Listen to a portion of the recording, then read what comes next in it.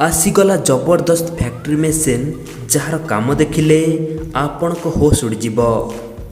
तो बेसी डेरी न करी आज इंटरेस्टिंग वीडियो को स्टार्ट करिबा। यह हेउची वैक्यूम फार्मिंग।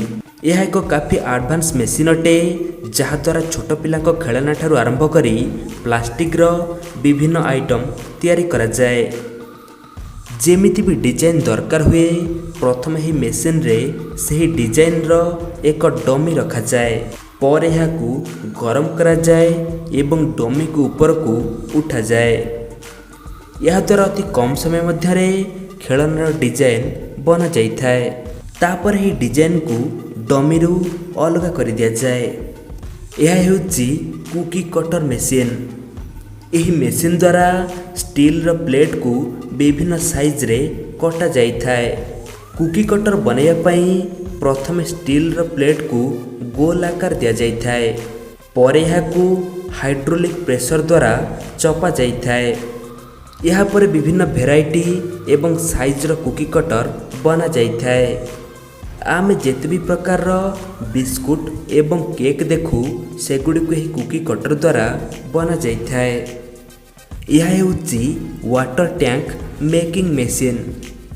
यही मेसीन रे प्लास्टिक पानी टांकी बनैया पई 4टी स्टील टैंक रही। प्रथम ही 4टी टांकी रे एक विशेष धरणर पाउडर मिसा जाए। पाउडर पकेला परे यही टांकी गुड़ी को भल भावरे सील कर दिया जाए। तापर मेसीन को बंद करी टांकी रो रोटेशन स्टार्ट करा जाए। तापर मेसीन को बंद करी टांकी को बोला जाए।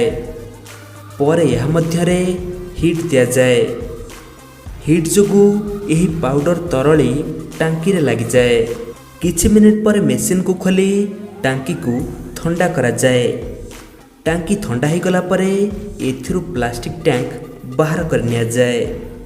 तो भविष्य में एमती इंटरेस्टिंग वीडियो देखा चाहूले चैनल को एबे सब्सक्राइब करंतु एवं ता डाहाण थिया बेल आइकन को ऑन कर दियंतु। यह हेउची हॉट फार्मिंग, जहा एक बहुत खतरनाक काम अटे।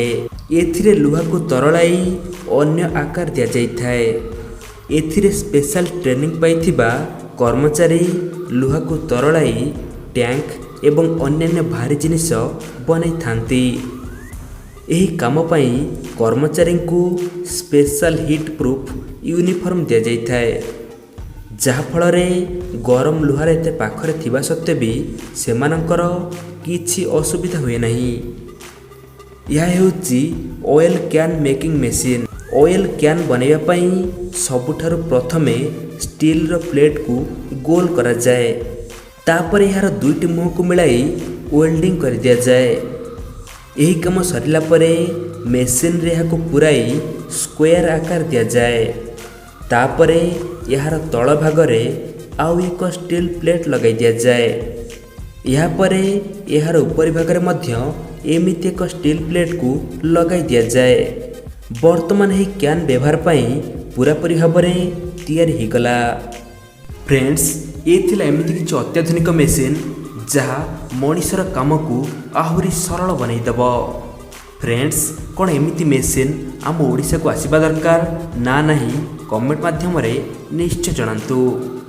ता सहित वीडियो को फटाफट गोटे लाइक दे दियंतु, कारण एमिति वीडियो बनैया पई आमको बहुत परिश्रम करने को पड़े। तो जदि आपण चैनल को सब्सक्राइब करि नाहंती तो चैनल को सब्सक्राइब करंतु एवं ता डाहाण थिया घंटी चिन्ह को ऑन कर दियंतु। आज पे एतिकी, बाय।